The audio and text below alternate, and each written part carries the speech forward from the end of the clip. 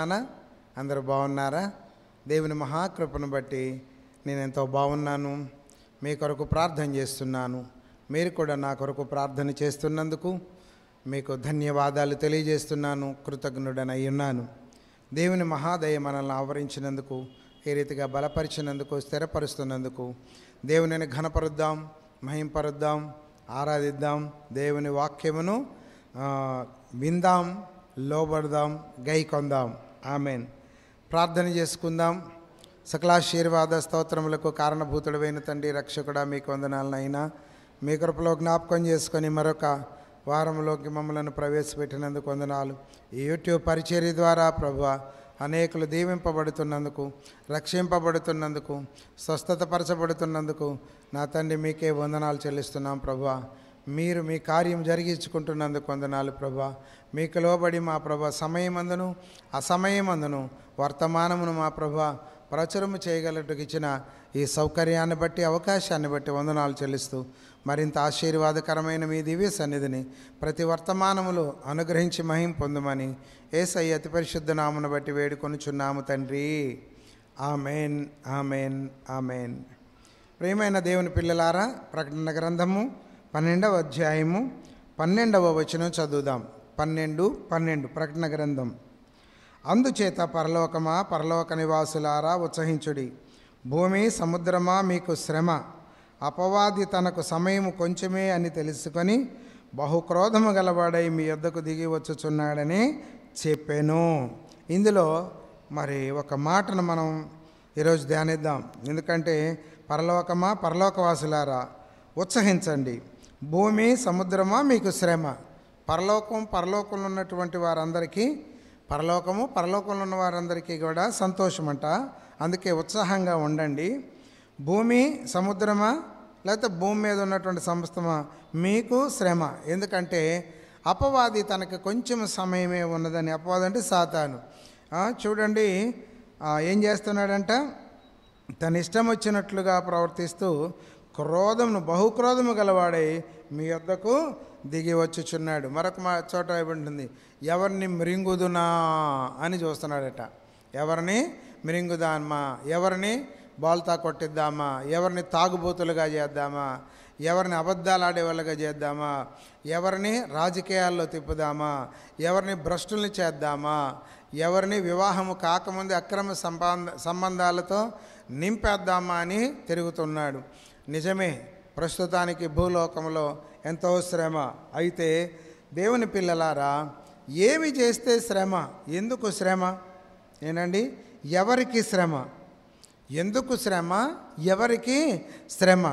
చూడండి, మనకు సువార్త ప్రకటిస్తున్నటువంటి కొందరిని చాలామంది హింసిస్తున్నారు, దూషిస్తున్నారు, రాళ్లతో కొడుతున్నారు. చూడండి, ఉమ్మి వేస్తున్నారు, మరి మందిరాలు కూడా పడేస్తూ ఉన్నారు, దైవజనులని చంపేస్తూ ఉన్నారు కూడా, దేవుని పిల్లల్ని చంపేస్తూ ఉన్నారు కూడా. ఇది ఇప్పుడు కొత్త ఏమి కాదు. క్రైస్తవ్యానికి శ్రమ, క్రైస్తవ్యానికి వేదన, క్రైస్తవ్యానికి దుఃఖము ఇది కొత్త కాదు.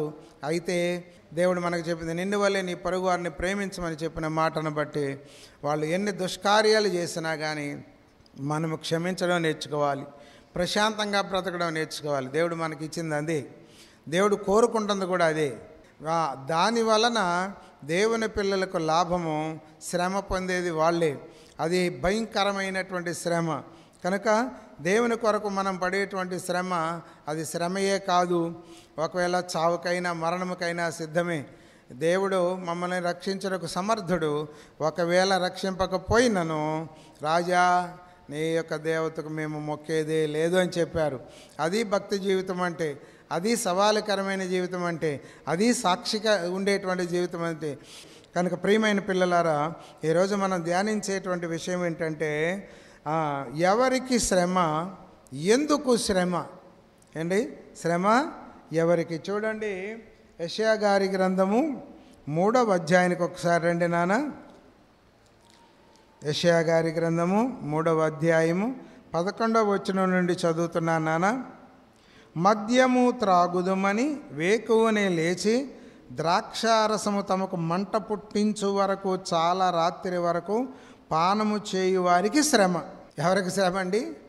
తాగుబోతులకు శ్రమ అన్నమాట. చూడండి, మద్యము త్రాగుచు వేకువన లేచి ద్రాక్షారసము తమకు మంట పుట్టించే వరకు చాలా రాత్రి వరకు త్రాగేటి వారికి శ్రమ. చూసావా? కనుక ప్రియమైన పిల్లలారా, బాగా ఆలోచన చేయండి. త్రాగుబోతులారా, మీకు శ్రమ అని దేవుని వాక్యం చెప్తుంది.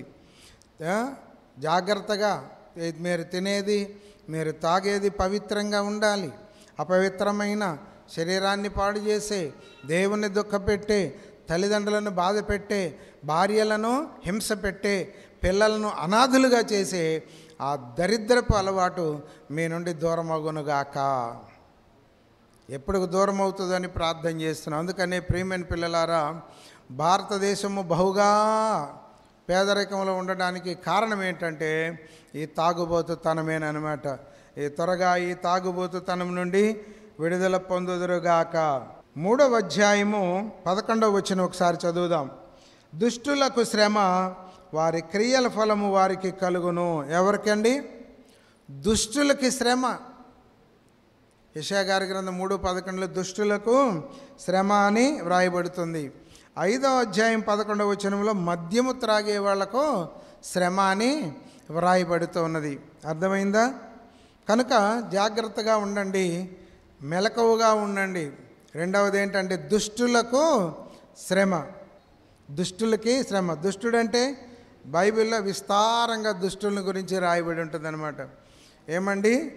తమకు పట్టని జగడమును బట్టి రేగేటువంటి వాడు, అనవసరమైనటువంటి దేవునికి విరోధముగా, ప్రభుత్వానికి విరోధముగా ఏంటండి తమ ఇష్టానుసారంగా నడిచేటువంటి వారు దుష్టుడు అనమాట. చూడండి, ఆ దుష్టుని యొక్క పరిస్థితి నుంచి మనం త్వరగా బయట, దుష్టత్వం అన్నమాట. అందుకనే మొదటి కీర్తనలో రాయబడింది, దుష్టుల ఆలోచన చొప్పున నడవక. దుష్టుల గురించి ఒక చోట, 2 చోట్ల, 10 చోట్ల, 20 చోట్ల కాదు, 100 చోట్ల రాయబడింది బైబిల్లో. అందుకే అర్థమైందా? దుష్టులకు నెమ్మది ఉండదు. ఏమండి? దుష్టులు దుష్ట కార్యములు చేస్తూ ఉంటారనమాట. కనుక ప్రియమైన పిల్లలారా, గుర్తుపెట్టుకోనండి. ఒకటి త్రాగుబోతులకు శ్రమ, రెండవది దుష్టులకు శ్రమ. చూడండి దేవుని పిల్లలారా, యెషయా గారి గ్రంథము 5వ అధ్యాయము 8వ వాక్యం చదువుతాను. చూడండి, 5:8 స్థలము మిగలకుండా మీరు మాత్రమే దేశంలో నివసించినట్లు ఇంటికి ఇల్లు కలుపుకొని పొలమునకు పొలము చేర్చుకొని మీకు శ్రమ. యెషయా గారి గ్రంథంలో ఇప్పుడు 3 సార్లు కూడా. అర్థమైందా? 5వ అధ్యాయం 8వ వచనం, ఇంటికి ఇల్లు కలుపుకుంటున్నారు, పొలమునకు పొలము కలుపుకుంటున్నారు. అంటే ఏంటి? అక్రమంగా కొనుక్కోవటం కాదు, కలుపుకుంటున్నారన్నమాట. ఎన్ని ప్రభుత్వ స్థలాలని కలుపుకున్నారండి చాలామంది దుర్మార్గులు. ఏమండి? ఇవాళ మన ప్రభుత్వాలు మంచి మంచి కార్యక్రమాలు చేయకుండా అడ్డుపడుతున్నటువంటి భయంకరమైనటువంటి దుర్మార్గం ఏంటంటే ఆక్రమించేసుకోవడం అన్నమాట. పేదవాడు సెంటో 2 సెంట్లు ఆక్రమించుకుంటే వాడిని పీక్ అవతల పడేస్తూ ఉంటారు. కానీ 100,000 ఎకరాలు ప్రభుత్వ భూములను కబ్జా చేసేవారిని ఎవరూ ఏమనలేదు. ఎందుకంటే అందులో పరిపాలకులు కూడా ఉంటారు గనక, అందులో పలుకుబడిని కలిగిన వారు ఉన్నారు గనక, అందులో ధనవంతులు ఉన్నారు కనుక ప్రియమైనటువంటి దేవుని బిడ్డలారా, గుర్తుపెట్టుకోండి. చూడండి, నాబోతు యొక్క భూభాగాన్ని కలుపుకోవాలని చూశాడు రాజుగారు అహాబు గారు. ఏమైందో చూసారా? కనుక ప్రియమైన పిల్లలారా, ఒకసారి ఆలోచన చేయండి. ప్రభుత్వ భూములను కలుపుకోకూడదు ఎప్పుడు కూడా. అది ప్రభుత్వానికి ఉండనివ్వాలి. ఎప్పుడు ఏది నలుగురికి అవసరమయ్యేది వస్తుందో అలాగే కదా. కొన్నిసార్లు మనకే కదా ప్రభుత్వ భూములను కేటాయించి కాలనీలనిచ్చి ఇళ్లను కట్టిస్తుంది. కనుక ప్రియమైనటువంటి దేవుని బిడ్డలారా, గుర్తుపెట్టుకోనండి, అనేక వాటికి అవసరంకి వస్తాయి. ఆక్రమించుకోకండి, కలుపుకోబాకండి. దేవుడు నీకు సెంట్ ఇచ్చినా, కొంట ఇచ్చినా, ఎంత ఇస్తే అంత ఏంటంటే నమ్మకంగా, న్యాయంగా సంపాదనతో కొనుక్కో. అర్థమైందా? అంతేగాని ఏంటంటే దోచుకోబాకు, ఆక్రమించుకోబాకు, కలుపుకోబాకు అనమాట. అర్థమైందా? ఎవరికి శ్రమ? వాళ్ళకి శ్రమ. వాళ్ళ గృహాలలో సమాధానం ఉండదు. ఈ త్రాగుబోతుల గృహాలలో, ఈ దుష్టుల గృహాలలో ఈ యొక్క స్థలాలను కలుపుకొని పేదవాడిని ప్రక్కకు నెట్టి ఏంటంటే ఆక్రమించుకునేటువంటి వారికి సమాధానం ఉండదు, వాళ్ళకి శ్రమ. చూడండి, యెషయా గారి గ్రంథములోనే 30వ అధ్యాయానికి ఒకసారి రండి నాన్న. 30వ అధ్యాయం మొదటి వచనం. యెహోవాకు ఇదే లోబడని పిల్లలకు శ్రమ, లోబడని పిల్లలకు శ్రమ. పాపమునకు పాపము కూర్చుకున్నట్లుగా వారు నన్ను అడుగక ఆలోచన చేయుదురు. నా ఆత్మ నియమింపని సంధి చేసుకొందురు.